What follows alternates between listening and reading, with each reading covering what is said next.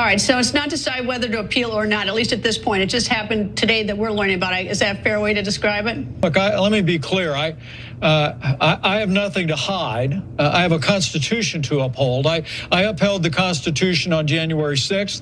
I believe we did our duty that day under the Constitution of the United States. And in this matter, I thought it was important that we stand on that constitutional principle again. But we're currently speaking to our attorneys about the proper way forward. And as I said, we'll have a decision in the coming days.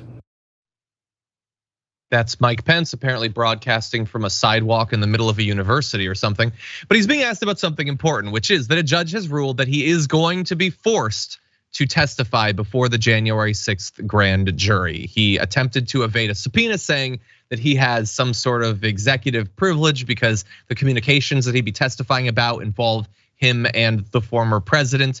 The judge is not buying that. Now, he is apparently not gonna have to testify about his own actions, but I don't think that's what most people are concerned about. He is gonna have to testify about his communications with Donald Trump on that day and leading up to it.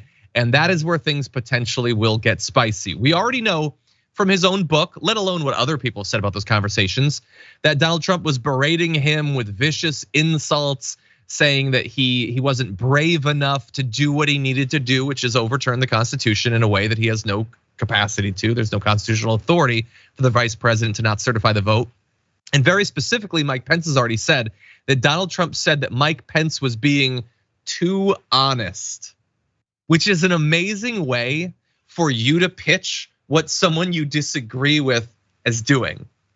Your cover story is that I had no idea that what I was encouraging would be violent or go against the Constitution, but you presented as the person who disagreed with you as the one that's being honest.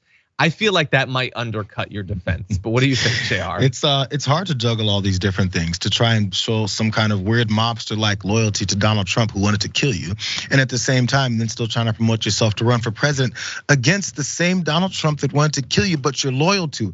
It doesn't make any sense. There's really no lane for him in this.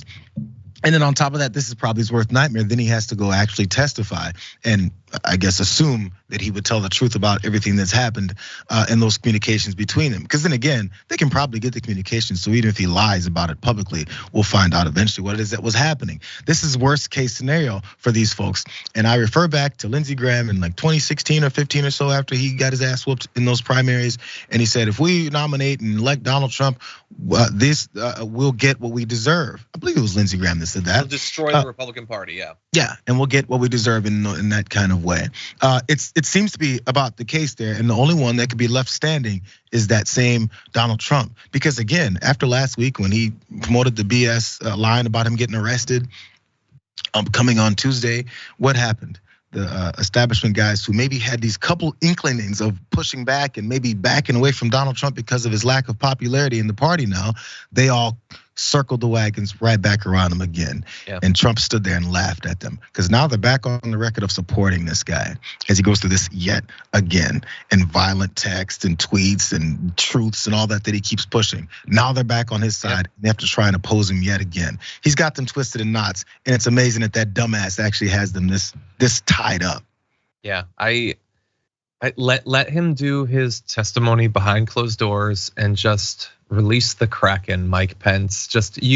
We know that he hates Trump.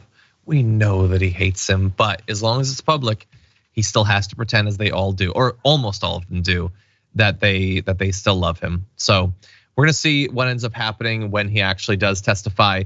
I will give the most minor of credit to one Chris Christie, who has announced in the last day that no matter what happens, he will never again support Donald Trump. We'll see. We'll see. That seems pretty definitive.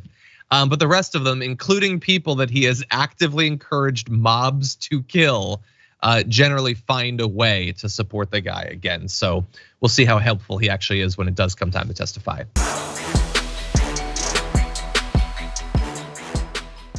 For more political news, breakdowns, interviews, stories of activism, and me trying my hardest to care about the occasional big celebrity news story, subscribe to our YouTube channel at youtube.com/The Damage Report. And you can ring the bell wherever it is so you don't miss anything.